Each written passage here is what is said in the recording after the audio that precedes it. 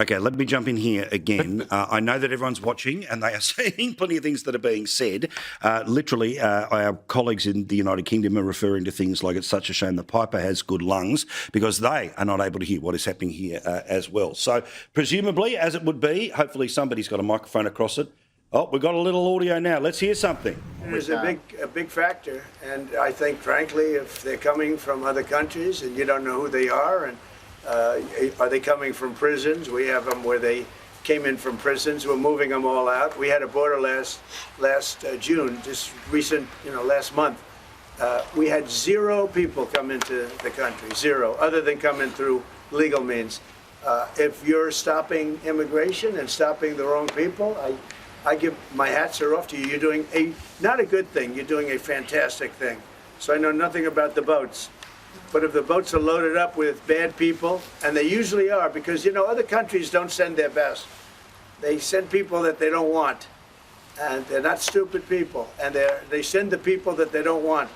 And I've heard that you've taken a much stronger stance on immigration. Yeah, we've done a lot of work stopping them coming. We just signed an agreement to return them, and we've returned 35,000, in fact, under the first year of this Labour government, of people who shouldn't be in this country. So we're very pleased that we're getting on with returning people who've got no right to be here. That's great. As somebody that loves this, I love this country. My mother was born in, as you know, born in Scotland, and it's an incredible place, a beautiful place. And if that be the case, I congratulate you. That's exactly, because, Europe is a much different place than it was just 5 years ago, 10 years ago. And they've got to get their act together. If they don't, you're not going to have Europe anymore as you know it. And you can't do that. This is a magnificent part of the world, and you cannot ruin it. You cannot let people come in here illegally. And what happens is there'll be murderers, there'll be drug dealers, there'll be all sorts of things that other countries don't want. And they send them to you, and they send them to us, and you've got to stop them. And I hear that you've taken a very strong stand on immigration, and taking a strong stand on immigration is imperative.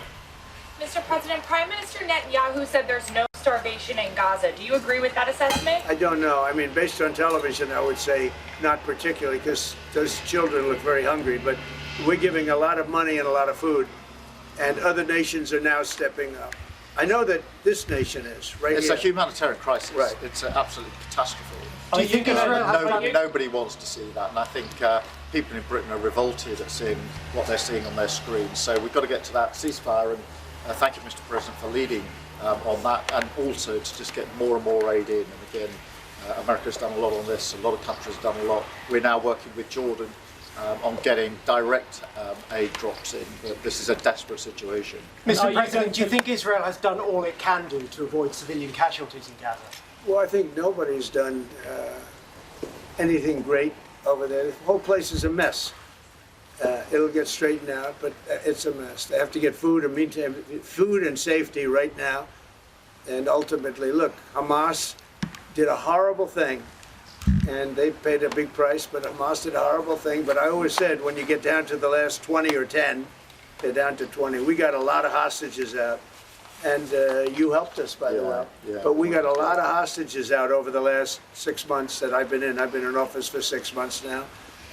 And these hostages have been, many of them have come to the Oval Office and they've thanked me so profusely. I said, you don't have to thank me.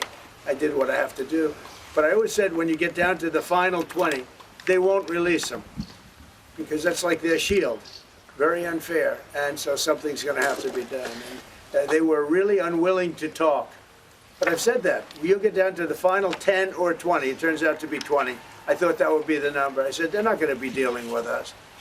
And, many of the hostages are now dead. You know that. And parents come up to me. A woman came up to me 2 weeks ago. She just wants her son back. And I said, how's he doing? My son's dead, sir, but he's with them. And we want the body. She wanted the body of this young boy, of her young, beautiful son, just as much as if he were alive. It was just as important. There was no difference. And it's a tragic situation, frankly.